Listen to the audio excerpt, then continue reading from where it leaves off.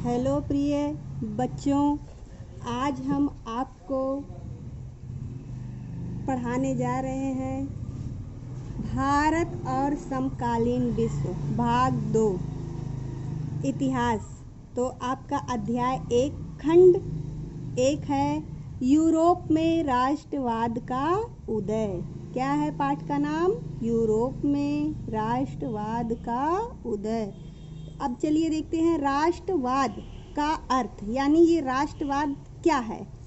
देखिए, अपने देश के प्रति लगाव, यानी कोई भी इंसान जो अपने देश के प्रति लगाव की भावना रखता हो तो उसे हम क्या कहते हैं?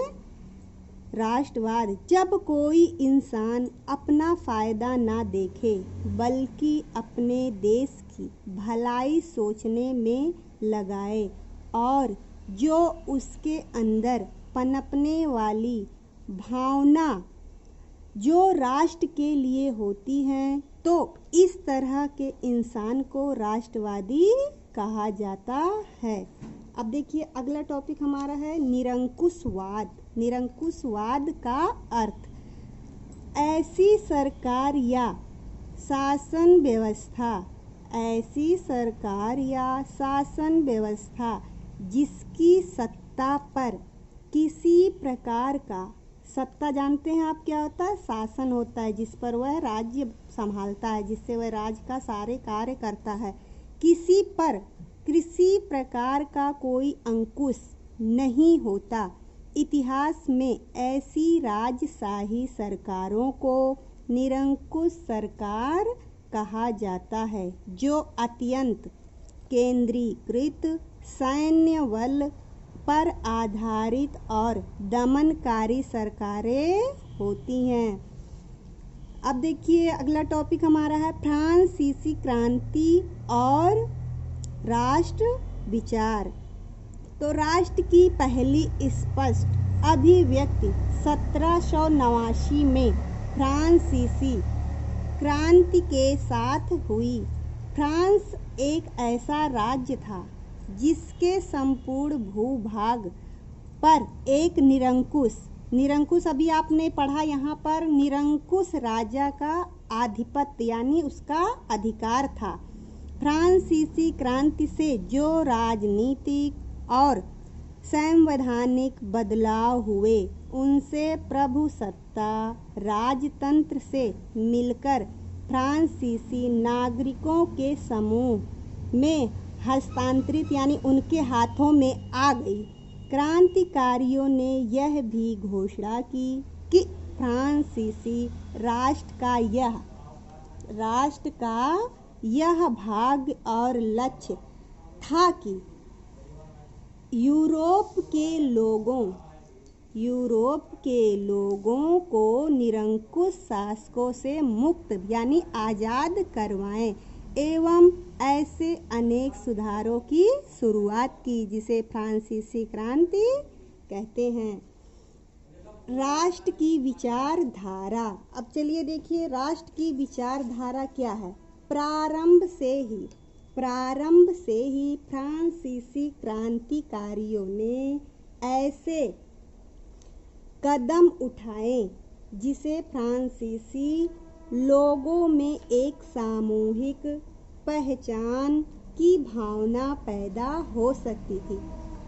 पितृभूमि और नागरिक चाहे जैसे विचारों ने संविधान के अंतर्गत समान अधिकार प्राप्त थे, यानी जो नागरिकों को विचारों ने संविधान के अंतर्गत समान अधिकार, समान यानी बराबर के अधिकार प्राप्त थे। अतः एक नया फ्रांसीसी झंडा तिरंगा चुना गया, जिसने पहले के राजध्वज की जगह ले ली। क्षेत्रीय बोलियों को हतोत्साहित किया गया। पेरिस में फ्रेंच जैसी बोली जाती थी और लिखी जाती थी, वही राष्ट्र की साझा यानी साझेदारी भाषा बन गई। यूरोप में राष्ट्रवाद का निर्माण। राष्ट्रवाद के निर्माण में संस्कृति ने अहम भूमिका निभाई। पूर्वी और मध्य यूरोप निरंकुश राजतंत्रों के अधीन थे। निरंकुश तो आपको अभी हमने बताया क्या होता है, किसके अधीन थे? राजतंत्रों के अधीन थे। निरंकुश राजतंत्रों के अधीन थे। कौन थे? पूर्वी यूरोप और मध्य यूरोप। सामूहिक पहचान, सामूहिक यानी सभी लोगों की पहचान या किसी समान संस्कृति का भागीदारी नहीं मानते थे। कौन नहीं मानते थे? निरंकुश लोग। अक्सर वे अलग अलग भाषाएं बोलते थे और विभिन्न जातीय समूहों के सदस्य थे। ऐसा फर्क राजनीतिक एकता को आसानी से बढ़ावा देने वाला नहीं था। इस तरह के समूहों को आपस में लाने वाला तत्व केवल सम्राट के प्रति सबकी निष्ठा थी। इस तरह अनेक राष्ट्रवादी वर्गों के बीच ही राष्ट्रीय एकता के विचार, जो राष्ट्रवाद के निर्माण में लोकप्रिय हुए। देखिए, राष्ट्रवादी वर्गों के बीच ही राष्ट्रीय एकता के विचार, जो राष्ट्रवाद के निर्माण में लोकप्रिय हुए। अब अगला हमारा टॉपिक है कुलीन वर्ग। कुलीन वर्ग और नया मध्य वर्ग।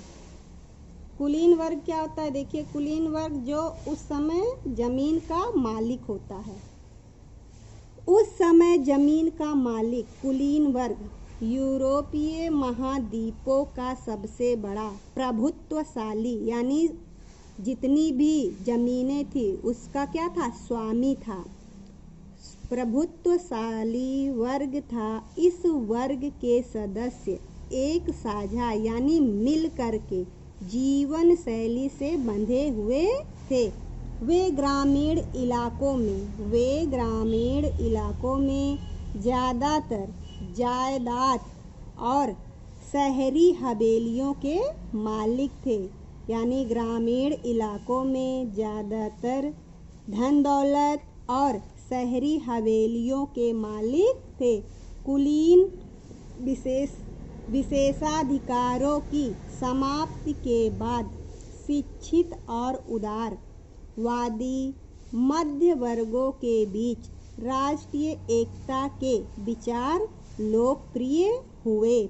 मध्य वर्ग एक छोटा समूह, जो छोटा था, किसान थे।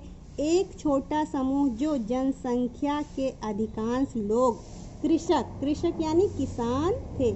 पश्चिम में ज़्यादातर जमीन पर किराएदार और काश्तकार खेती करते थे, जबकि पूर्वी और मध्य यूरोप में भूमि विशाल जागीरदारों में बटी थी, जिस पर भूदास खेती करते थे। उदारवादी राष्ट्रवाद। यूरोप में 19वीं सदी की शुरुआती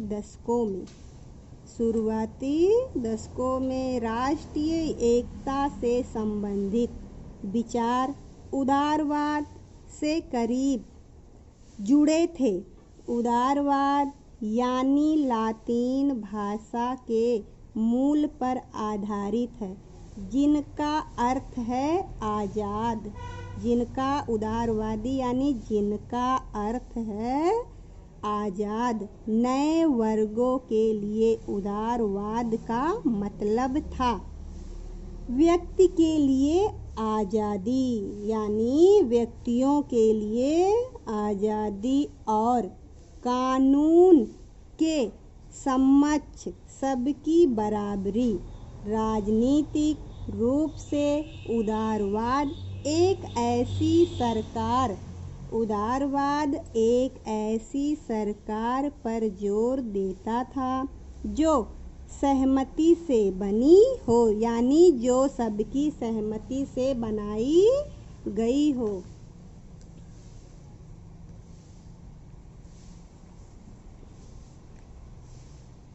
अब चलिए देखिए हमारा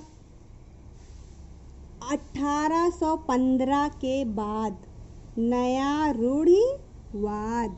1815 के बाद नया रूढ़िवाद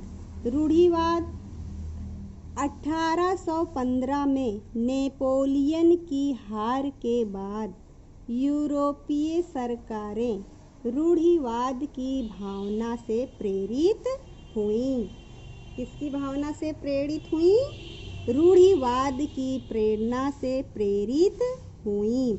रूढ़िवाद ऐसा राजनीतिक दर्शन था जो परंपरागत स्थापित संस्थानों और रिवाजों पर जोर देता है और तेज बदलाव की बजाय क्रमिक और धीरे धीरे विकास को प्राथमिकता देता है। वह राज्य की ताकत को ज़्यादा कारगर और मजबूत बना सकता था। कौन बना सकता था? रूढ़िवाद।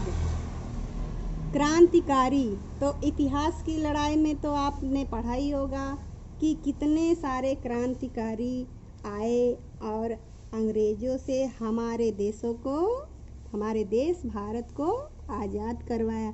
तो क्रांतिकारी, फ्रांसीसी लड़ाई में अनेक क्रांतिकारी उभर कर आए। ज़्यादातर